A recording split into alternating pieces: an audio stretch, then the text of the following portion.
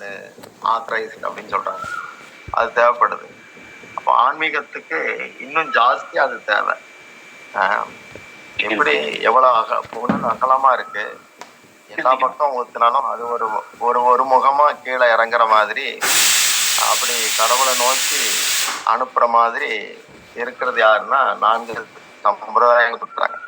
ஸ்ரீ சம்பிரதாயம், ருத்ர சம்பிரதாயம், குமார சம்பிரதாயம், மத்வ சம்பிரதாயம், பிரம்ம சம்பிரதாயம், இதுகள்லாம் இருக்கு. பிரம்ம சம்பிரதாயம் தான் மத்வாச்சாரியார் ராகவேந்திர சுவாமிகள்லாம் அதுல வராங்க. நம்ம கௌடிய வைஷ்ணவர்களும் அதுலதான் வராங்க.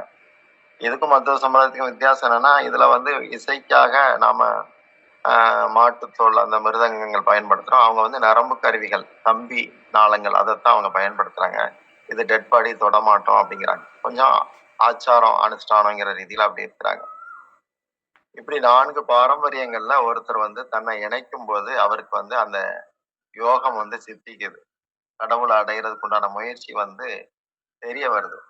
ஏன்னா குரு தன்னுடைய தியானத்தின் போது சீடர்களுடைய நன்மைக்காக அவர் பிரார்த்திக்கிறார், நினைச்சு பார்க்கிறார்.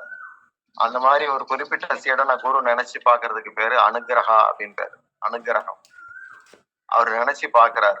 அப்படி நினைச்சு பார்க்கிற போது அது என்ன ஆகுது, எப்படி ஒரு ஓவியன்ட்ட எடுபடியா இருக்கிறவனுக்கும் ஓவிய கலை, அந்த எடுபடி ரொம்ப இங்கிதமா நடந்துகிட்டா அந்த ஓவியன் இவனுக்கும் இந்த வித்தை வரணும்னு மனசுல நினைக்கிற போது அந்த வித்தை இவனுக்கு வந்துடுது. இப்படி அந்த பேசிக் அறிவு, அடிப்படை ஞானம் இதயத்துல இருந்து இதயத்துக்குலாம் டிரான்ஸ்பர் ஆகும். அது படிச்சு வராது. படிச்சு வர்ற அளவுக்கு இன்னைக்கு சூழல் கிடையாது, சரியில்லை. அப்போ குரு அப்படி அனுகிரகம் பண்ற போது அந்த வித்தை குறிப்பிட்ட சீடனுக்கு டிரான்ஸ்பர் ஆகுது இதயத்துல இருந்து இதயத்துக்கு. இதயம் பூரா ஆகாயம் நிறைஞ்சது.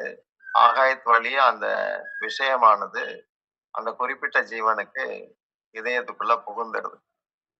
அதனாலதான் எப்பவுமே அந்த குருவை பிரதிநிதிக்கிற மாதிரி அவருடைய சீடனுடைய நடத்தை இருக்கும். அப்படித்தான் இருப்பாங்க.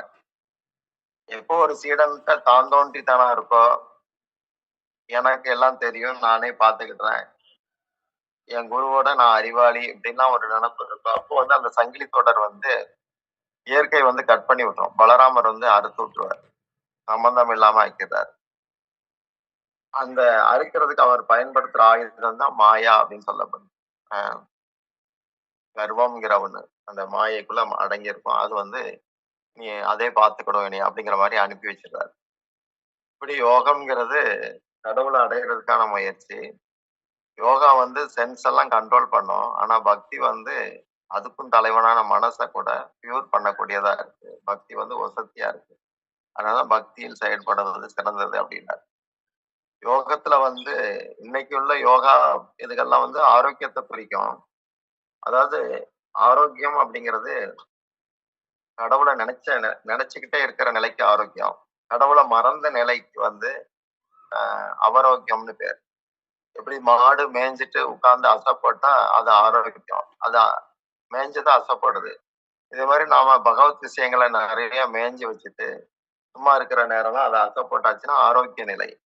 அசை போடாட்டி அந்த மாடை எப்படி வைத்தியத்தை காட்டுறோமோ இதே மாதிரி அசை போடாத கேஸ் எல்லாம் குருவிட்ட கொண்டு விடணும். விட்டாச்சுன்னா அவங்கள குரு கிருஷ்ணர் நினைப்ப அசை போடுறதுக்கு அனுமதிக்கிறார். அது மாதிரி கொண்டு உருவாக்கிறார். அப்படி இந்த ஒரு பயிற்சி இதுல இருக்கு. யோகத்துடைய அர்த்தம் அதுதான். அப்போ ஒருத்தர் குருமுகமா இப்படி வர்ற போது கொஞ்சம் கொஞ்சமா அவர் கடவுளை நோக்கிய பாதையில் அவர் இருக்கிறார். அவர் விடுபட்ட நிலையில இருக்கிறார்.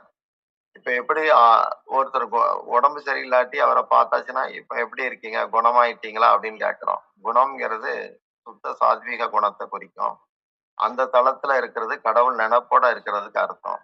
அதனால ஆரோக்கியமா இருக்கீங்களா, குணமா இருக்கீங்களா, குணமாயிட்டீங்களாங்கிறதெல்லாம் அர்த்தம் என்னன்னா கடவுளோட இருக்கீங்களாங்கிறது தான்.